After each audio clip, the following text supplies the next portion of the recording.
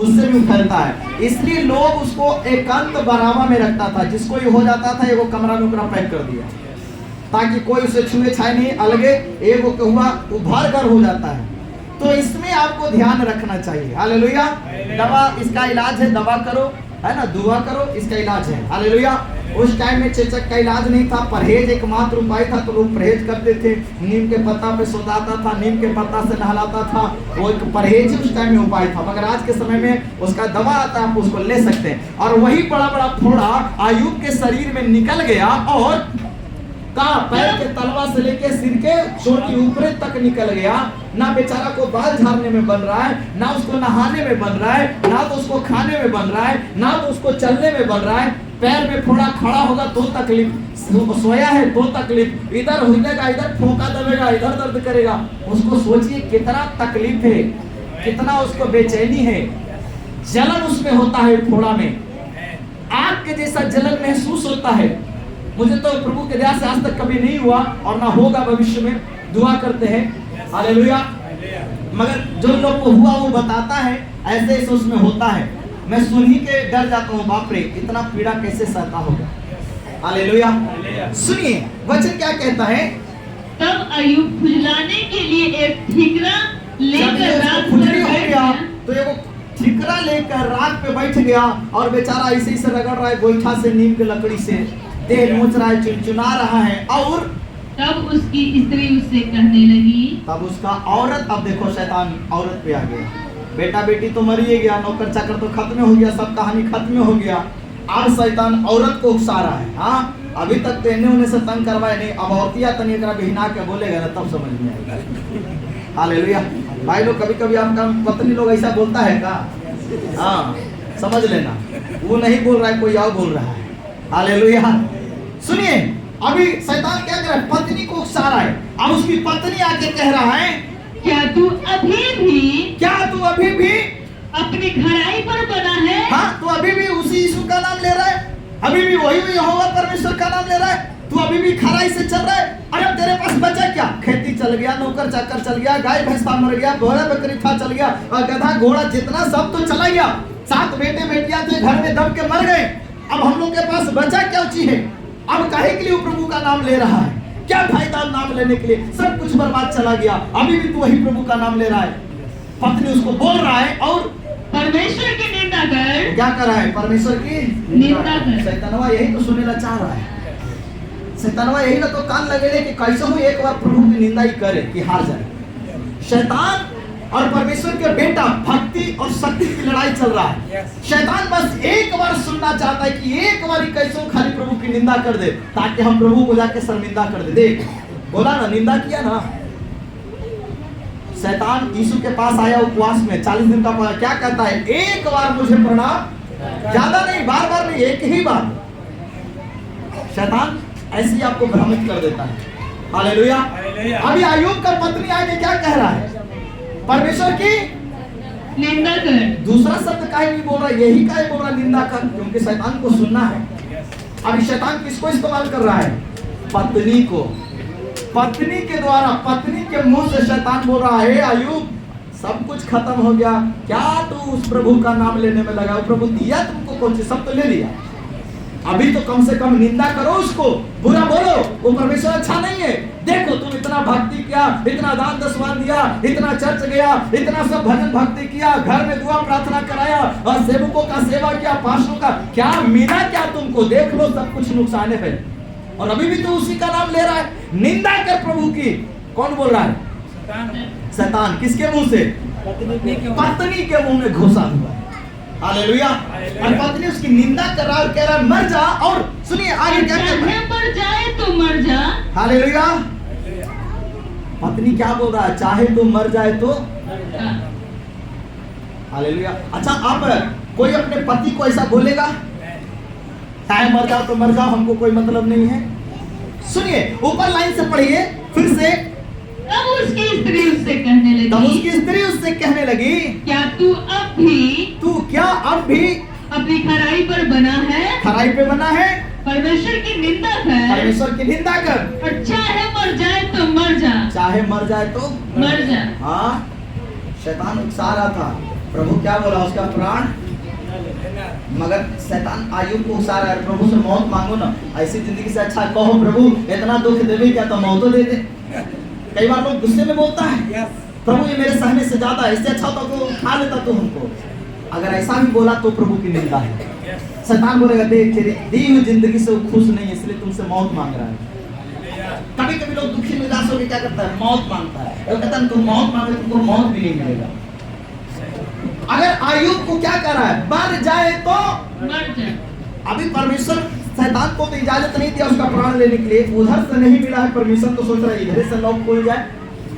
सोच रहा है यही बात कम से कम आयुब बोले, हे प्रभु जब इतना दुख दे दिया तो इससे अच्छा मौतें दे देता हमको, काहे के लिए दिन दिखा रहा।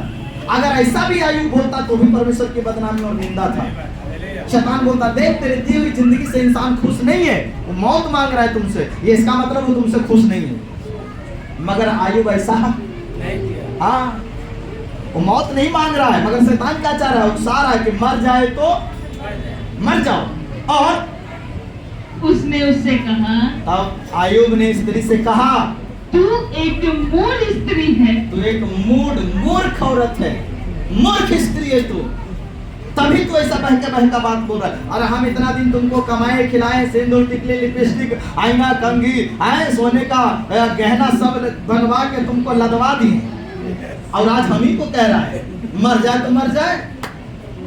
तुम नहीं बोल रहा, तुम्हारे अंदर लूसीफर की आत्मा बोल रहा है। एक अच्छा पत्नी कभी अपने पति के बारे में सब बोल ही नहीं सकता है। Hallelujah hallelujah. वो पत्नी सोचेगा यही पति मुझे इतना तक दिन संभाला, यही पति मुझे सब कुछ किया, आज इसके ऐसा दशा है तो क्या मैं इसका साथ छोड़ दूं? नहीं, मैं इसके साथ रहूंगा, दुनिया खिलाफ मैं इसके साथ रहूंगा। हालेलुया। जीवन साथी का मतलब यही होता है, जब पत्नी दुख में है तो पति साथ दे, और अगर पति दुख में है तो पत्नी साथ दे। दुख में एक दूसरे को साथ छोड़कर भागना नहीं, साथ देना है, उसी का नाम जीवन साथी है। हालेलुया। अगर तेरी पत्नी बीमार है तो तुम पति को काम करना चाहिए कि अपनी पत्नी का ध्यान रखना है, सेवा रखना है, ख्याल रखना है। मेरी पत्नी बीमार है तो उसको कैसे क्या करे। अगर पति बीमार है तो पत्नी को ख्याल रखना है। जीवन साथी प्रभु क्यों बनाया? ताकि एक दूसरे का केयर हो सके, एक दूसरे का देख रेख हो सके। मगर अभी शैतान घुसा है आयुब के पत्नी के अंदर और कह रहा तू मर जाए तो मर जाए, प्रभु की निंदा कर और मर जा। और तू एक मूढ़ स्त्री की सी बातें करती है। और आयुब औरत के बहकाने में नहीं आया है। हाँ, आदम आ गया। आज भी कई भाई बहन लोग बहकावे में पति आ जाता है। हालेलुया। आज भी कई लोग पत्नी का गुलाम है, पत्नी का नहीं शैतान का गुलाम है। पत्नी के द्वारा शैतान काम कर रहा है और पति जो है जो कर गुलाम बनल है। समझ ही नहीं आ रहा है कि हम कोई डमरू बना के रख ले, और पत्नी के द्वारा शैतान हमको नचा रहा है। हालेलुया। एक अच्छा सेवक जो होता है ना, वो बन डमरू नहीं बनेगा, वो बन डमरू खुद बना देगा। हालेलुया।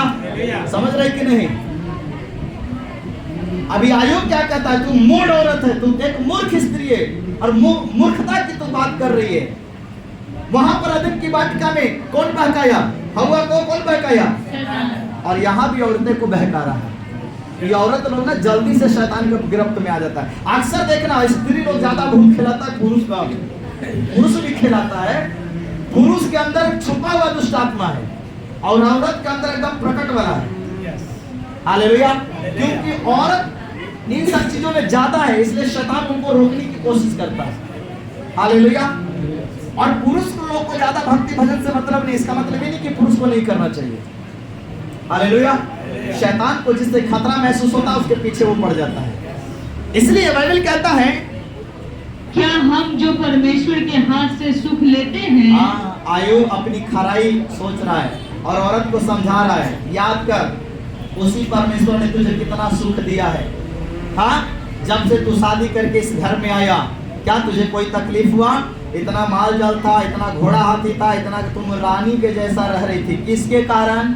उसी परमेश्वर के कारण। मैं इतना ठाट बाट से रहता था, बाल बच्चे ऐसो आराम से घूम रहे थे, खा रहे थे, पी रहे थे, ऐस मौज कर रहे थे। किसके कारण? उसी परमेश्वर के कारण। और आज तू कहता है उसी परमेश्वर को निंदा करने के लिए, ये मुझसे नहीं हो सकता है। इसलिए वचन कहता है, उसने उससे कहा तू एक मूढ़ औरत है, मूढ़ स्त्री है। क्या हम जो परमेश्वर के हाथ से सुख लेते हैं दुख न ले? क्या जो हम परमेश्वर के हाथ से सुख लेते हैं तो दुख ना ले? हालेलुया। अगर केवल सुख भोगी हो तो स्वार्थी हो। सुख अच्छा लगता है, मैंने माना कि सुख अच्छा लगता है, मगर इसका मतलब ये तो नहीं कि अब दुख आए तो हम परमेश्वर को छोड़ दें। चिकन मटन खाने में अच्छा लगता है, इसका मतलब रोज से आप चिकने मटने खाओगे कि सागो सब्जी शरीर के लिए जरूरी है? हालेलुया। आप क्या सोचते हैं जिसके पास पैसा अपना घर में रोज मुर्गे मसल्लम बनता है, क्या वो शौक से सब्जी नहीं बनाता खाता है? वो शौक से सब्जी खाता है। हालेलुया।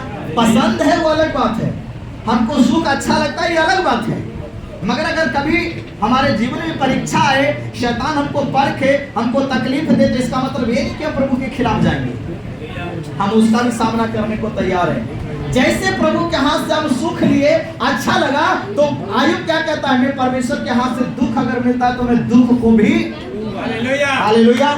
इसलिए वचन क्या कहता है, इन सब बातों में भी, इन सब बातों में भी अय्यूब ने अपने मुंह से कोई पाप नहीं किया। अय्यूब ने अपने मुंह से कोई पाप नहीं किया। अक्सर समय आपको मालूम है मुंह से ही हम पाप करते हैं, मुंह से गलत शब्द बोलते हैं, बेटा बेटियों के लिए श्राप है, जो न मरना जो ने मौतों ने करारा। कई लोग को मैंने बोलते सुना, आज हम मर जाता, हाँ हाँ बेटा वाह राजा वाह, काय के लिए ड्रामा कर रहा है, काय के लिए नौटंकी कर रहा है, किसको दिखा रहा है? जब जीवित था तो तुम कह रहा था मर न जा, और जब मर गया तो राजा वाह बेटा वाह काय के लिए कर रहा है? ये दिखावा। सुनिए वचन क्या कहता है, अय्यूब ने अपने मुंह से कोई पाप नहीं। और आज इंसान 90% अपने मुंह से, मैं समझता हूं कि लोग पाप करते हैं। अपने मुंह से नाकार्मिक बातें, अपने मुंह से हाय मैं तो ऐसे हूँ, हाय मेरा तो कुछ नहीं होगा, हाय हम तो बेकार में पैदा हो गए, हाय अपने ऊपर वो हाय हाय करते रहता है। हालेलुया।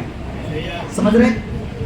नाकार्मिक बातें जब तुम बोलते हो शैतान आनंदित होता है, जब तुम अपने लिए मौत मांगते हो शैतान आनंदित होता है। देख इंसान तेरे दी हुई जिंदगी से खुश नहीं, इसलिए मौत मांग रहा है, वो तुमसे खुश नहीं है। शैतान प्रभु को लज्जित करना चाहता है। हालेलुया। अगर तुम परमेश्वर के पुत्र हो तो एक अच्छा बेटा जो होता है अपने बाप के फेवर में खड़ा रहेगा। हालेलुया। अगर तुम परमेश्वर के एक अच्छे पुत्र हो तो शैतान की युक्ति को समझो, तुम आत्मिक दुनिया में हो, शारीरिक दुनिया में नहीं हो। हालेलुया। और आत्मिक दुनिया में तुम आत्मा से ही जीतोगे, शरीर से तुम नहीं जीत सकते। हालेलुया। तुम बेटा बेटी को श्राप देके, मार के, पीट के उसको तुम थेथर बना सकते हो, उसको रास्ते पे ला नहीं सकते हो। रास्ते पे तो खुदा उसको लेके आएगा। तुम्हारी दुआ, तुम्हारा परिश्रम, तुम्हारा मेहनत उसको तुम्हारे बंधन से, शैतान की गुलामी से आजाद कराएगा। हालेलुया। और बाइबल कहता है अय्यूब ने इन सब चीजों में अपने मुंह से कोई पाप नहीं किया। हालेलुया। अभी आप 42 अध्याय में आ जाओ, अय्यूब का 42 उसका 10 को पढ़िए, वहां पे क्या लिखा है?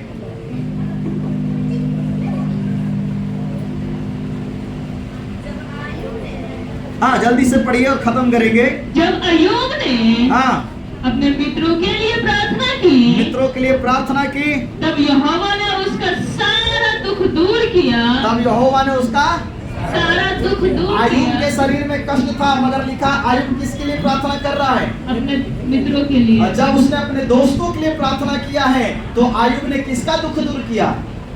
परमेश्वर ने अय्यूब का दुख दूर किया।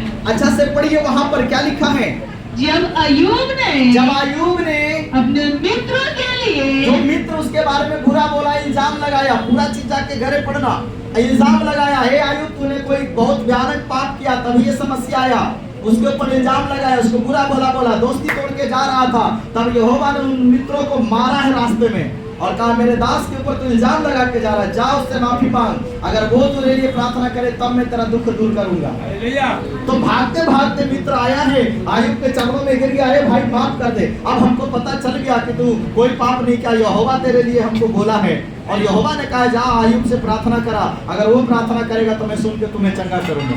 तो अय्यूब ने अपने मित्रों के लिए प्रार्थना किया, तब यहोवा ने उसका सारा दुख दूर किया, उसका सारा दुख दूर किया। और जितना अय्यूब के पास पहले था, उसका दुगना, उसका 2 गुना यहोवा ने उसे दे दिया। यहोवा ने उसे दे